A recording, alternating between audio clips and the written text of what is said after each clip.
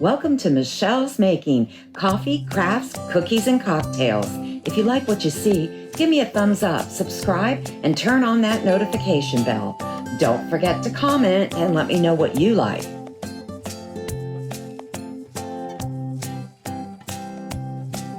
Hi everyone, and happy Friday. Today is National Puzzle Day, and in honor of that, I have a jigsaw puzzle that I put together a while back that I really enjoyed the picture of. And I've lacquered it, glued it, lacquered it, got it ready to do something with it, but I wasn't sure what. So I got to thinking I have a patio table that has seen better days. So we're gonna use the two of those things and get a craft going in a little bit. I have a couple of other crafts today as well. We'll get started with our coffee. French vanilla is the creamer of the day. And a shout out to my good friend Cindy. She celebrated her birthday this week. So happy birthday, Cindy. I hope you had a great week. And we'll wrap things up later with an espresso martini. So if you like coffee and you like martinis, you can't go wrong with that. Stick around to the end because I have an announcement at the end about what February is going to bring. We're going to have a craft giveaways and also a redo of my craft area. So we'll have a work along the way with that and a reveal at the end of the month. So stay tuned and let's get to crafting. Our first craft today is a staying home sign.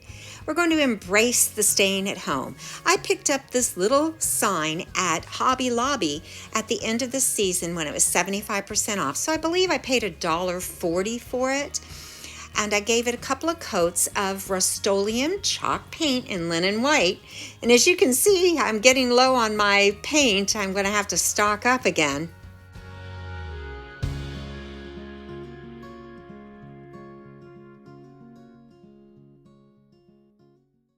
I used my heat gun to speed up the drying process. And then I did a measurement to double check the dimension of the sign. So when I did my Cricut vinyl cutout, I knew it was the right size. I started to give it a complete coating of Mod Podge, but once that dried, I thought I'd add a little distressing. So I used my steel chalk paint from Waverly and did a dry brush technique along the edges and then a brush across the top.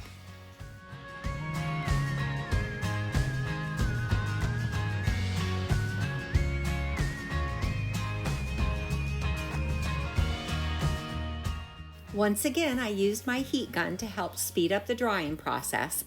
And once it was dry, I gave it another coat of Mod Podge to seal it nicely.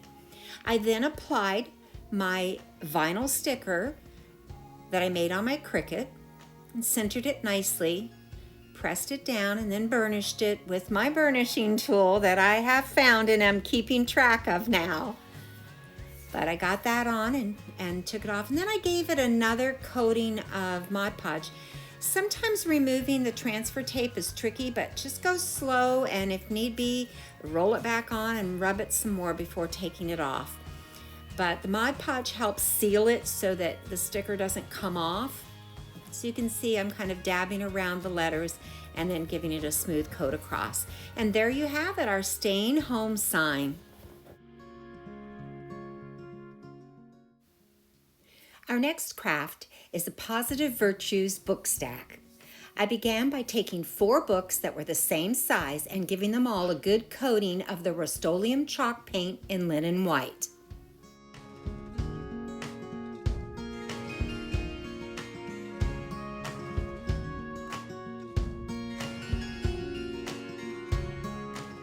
Once that had dried, I used my Waverly chalk paint in steel and used the dry brush technique to go along all the edges of the book, the top of the book, and the spine.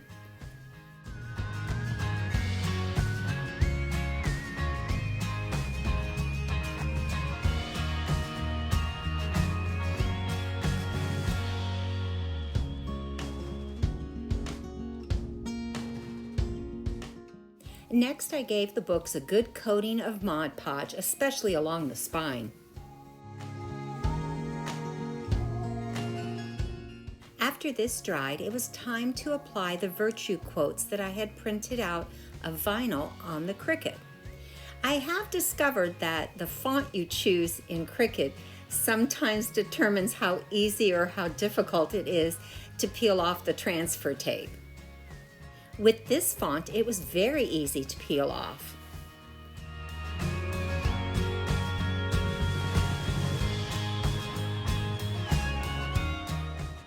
For this, I used each previous book to line up my main virtue in the middle, and the secondary word was lined up to the far right.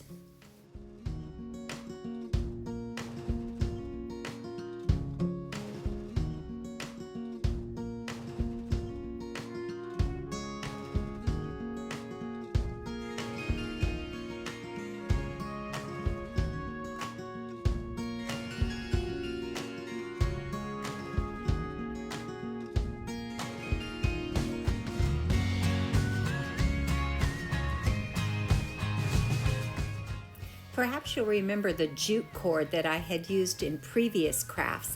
I used the gray jute cord and some white baker's twine and wrapped it around the books a couple of times in each direction and finished it off with a simple knot, then a shoelace bow, and trimmed it up, and that was it.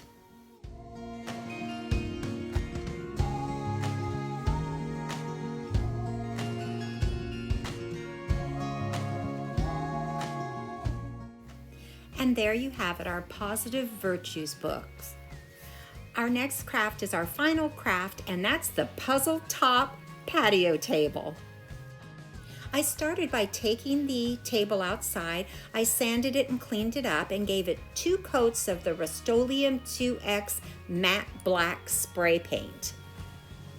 And then I centered the puzzle just to make sure it was going to look right, and applied E6000 glue to the back of it. Now, I had sealed this puzzle already with puzzle glue to hold it together, and then clear acrylic spray, a Rust-Oleum clear enamel to seal it all in. Once I got the glue on and centered it, made sure it was even all the way around the edges, I pressed it down to let it dry. For the rest of the table around the puzzle, I wanted to use some broken glass pieces. I had some bottles that I had been saving and broke them, just put them in a pillowcase and smashed them with a hammer, and came out with some larger pieces and smaller pieces. I decided to go with the smaller pieces on this. I had blue glass from the Sky vodka bottles. I had green glass from my dear sister-in-law in North Carolina giving some wine bottles to me. And then I also had a yellow glass wine bottle, so I used that as well. I used the blue glass on the corners and used the green glass on each side and the top and the bottom. And then the yellow glass I did kind of scattering in between the colors to fill it in a little.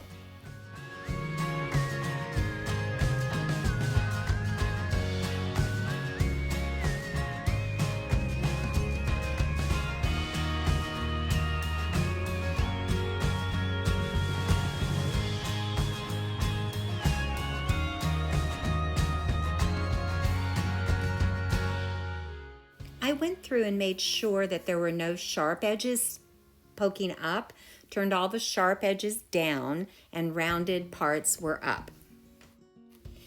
Next, I took some red glass pieces that I had purchased off of Amazon. They were actually an IKEA product, but I purchased them on Amazon. And these small pieces I used to scatter in between all the other glass pieces.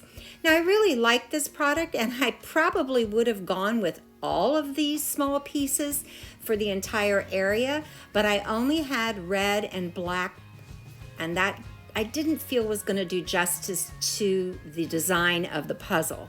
I thought the blue and the green and the yellow looked a little bit better. So I just scattered the red in between.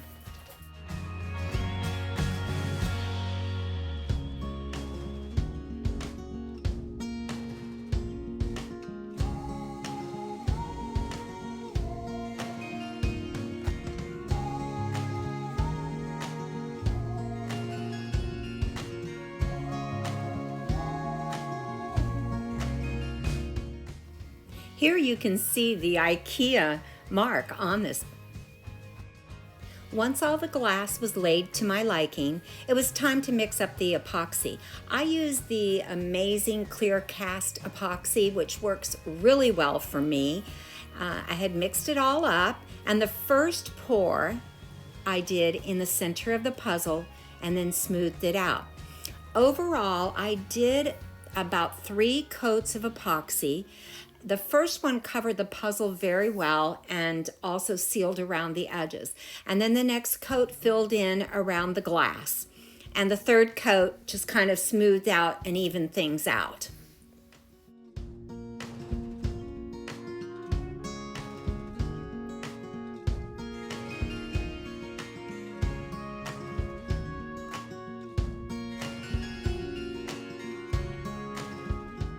Between each coat of epoxy, before it had dried, I used my industrial heat gun to get some of the air bubbles out. If you leave the air bubbles in, when they pop as it's drying, it leaves little fisheye looking spots. Here you can see I'm pushing some of the glass pieces back off the puzzle. As the epoxy flowed into it, some of the smaller pieces float, and they floated over to the puzzle, so I had to get them back out to the edge. And then using the heat gun again to get the fish eyes out.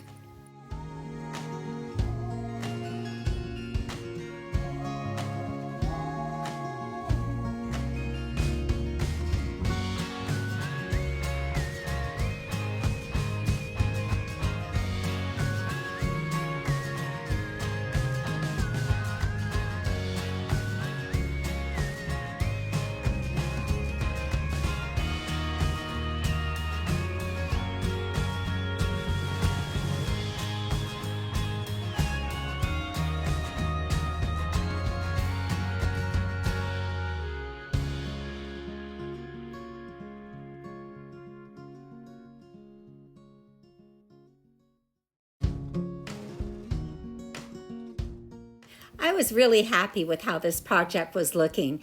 This is an idea I'd had brewing for quite a while, so it's exciting to see it come to life. But there you have it, our epoxy puzzle top patio table.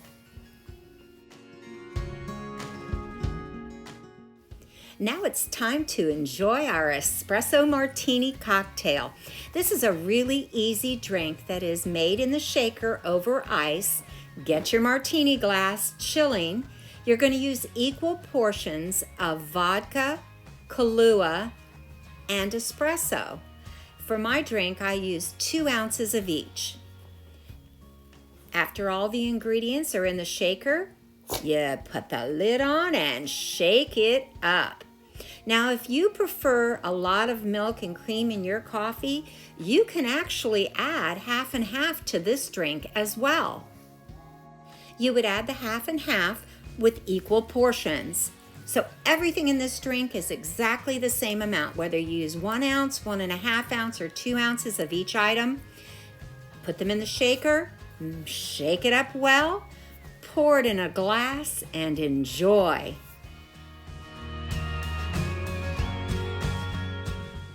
And there you have your Espresso Martini. That's it for another week. Thank you for joining me. I really do appreciate it. So I've got some exciting news for the month of February. We're going to do a giveaway.